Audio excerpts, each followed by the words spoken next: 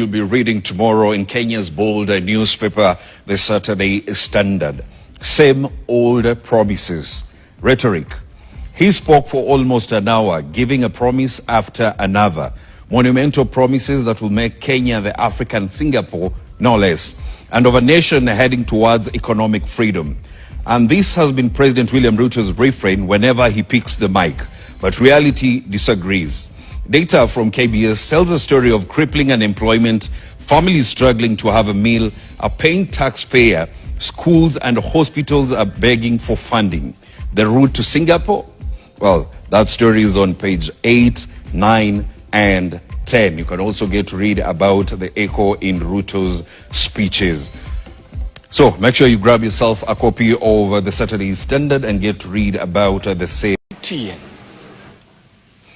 Jamhuri Day was meant to celebrate tourism and wildlife, but President Ruto used the stage to unveil a slew of new promises, from easing Nairobi traffic to upgrading airports and extending the SGR. But the big question is, can he deliver on the new promises? Our political affairs reporter Grace Nganga has more.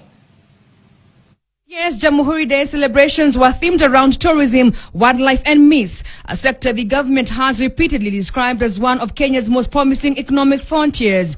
But when President William Ruto took to the podium at Nyayo Stadium, he gave the theme only a passing mention, choosing instead to deliver a long defense of his administration's 3-year record and a new list of programs he says will begin next year. In February 2026, just in 3 months from now, we will begin extending the standard gauge railway from Naivasha to Kisumu and Malaba. Pia tutajenga expressway kutoka Thika mpaka ifike hapa Museum Hill.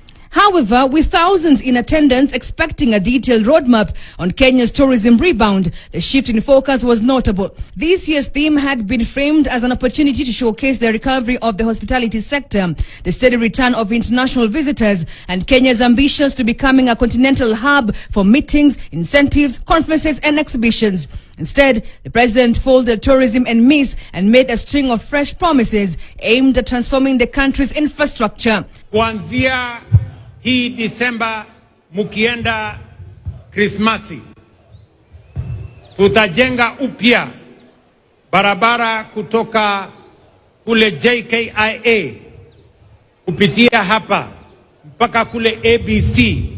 Upgrading Nyayo Stadium too is also a promise Ruto intends to keep. Hii ni mara ya mwisho wananchi kuwa hapa wakipigwa na jua. The president has also promised overhauling all airports, including JKIA, where their Adani deal had previously stalled. We will modernize Jomo Kenyatta International Airport and several other airports to enhance connectivity and ease the movement of... I don't know if President William Ruto means it, because he said so many things and I can't locate him these days, because the things he said during election and the things he's doing now are two different things. I don't know, because I heard him saying we need to do away with the dollar and build our own currency, but his actions are not speaking to anything of doing away with the dollar. Leo mnanunua mtungi ya gas shilingi 2,000, shilingi 2,800. Tumesema sasa tutaweka pesa ya serikali kupunguza gharama ya mtungi ya gas. Ile ya kilo 6 mnanunua 2,500, 2,800, tutaishukisha chini mpaka shilingi 500 ama 300.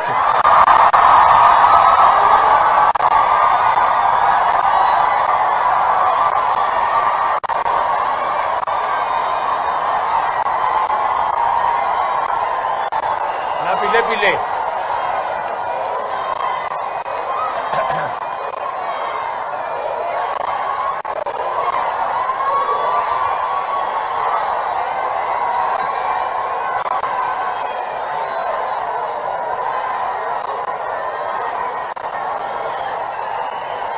tunaelewana? It tells you that Kasongo cannot be trusted. Mi hata kanita kwake niende, naweza beba maji yangu na kila kitu nabeba, nikitaka kunywa ninatoa hapa, ninakunywa, ninarudisha. Can't trust him. Hata nikikwenda na maji kama hii, akiwa amekaa hapa mimi nakaa namna hii.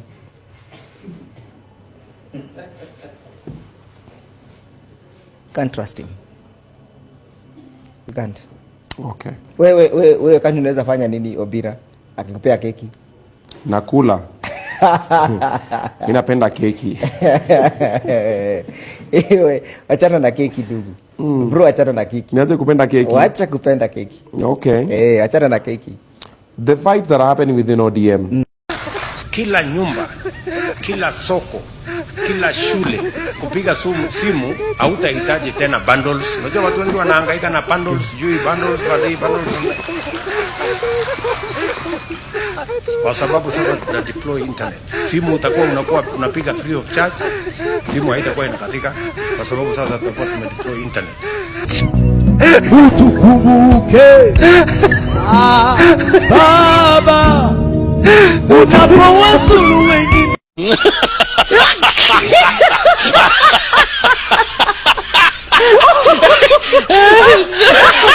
Kwenda kuongea na watu kwa barabara mzima na hakuna barabara.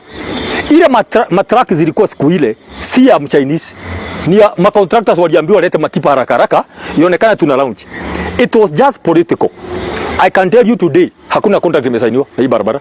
I can tell you today negotiation haijaisha kwa sababu hao Chinese walikuwa nasema kuna makampuni mingi zinaingizwa ndani.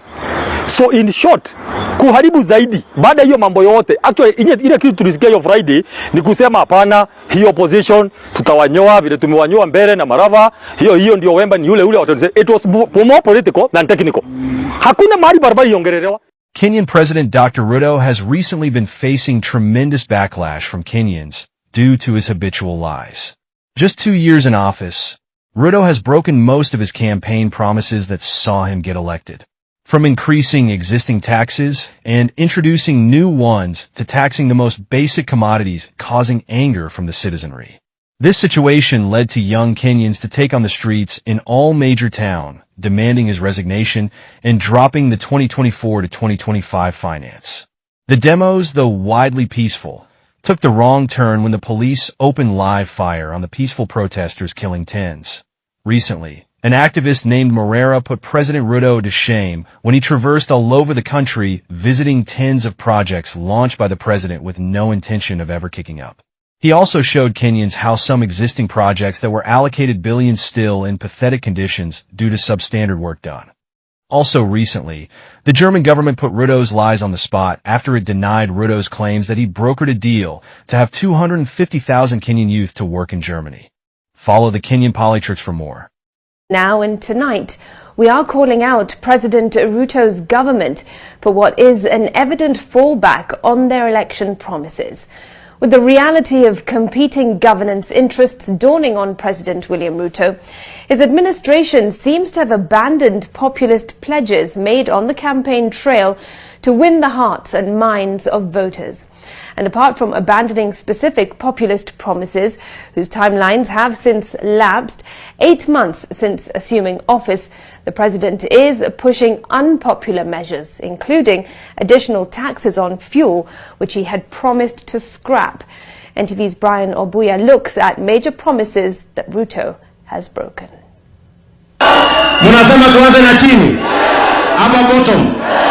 The Kenya Kwanza government rode on a hustler wave fueled by discontent with the high cost of living. Ruto fashioned his manifesto dubbed the plan that he billed as the antidote to the misses by his predecessor, President Uhuru Kenyatta.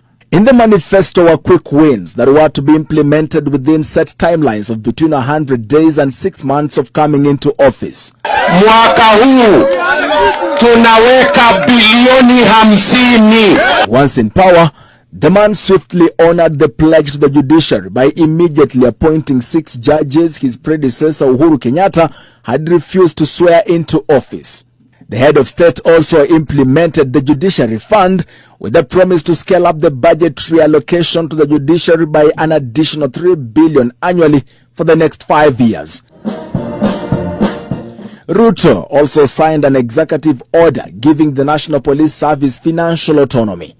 But Ruto has not only failed to honor some of the other pledges, but has chosen a completely different path from the picture he had painted while on the campaign trail, with the controversial Finance Bill 2023, which imposes higher taxes, including 16% value-added tax on fuel.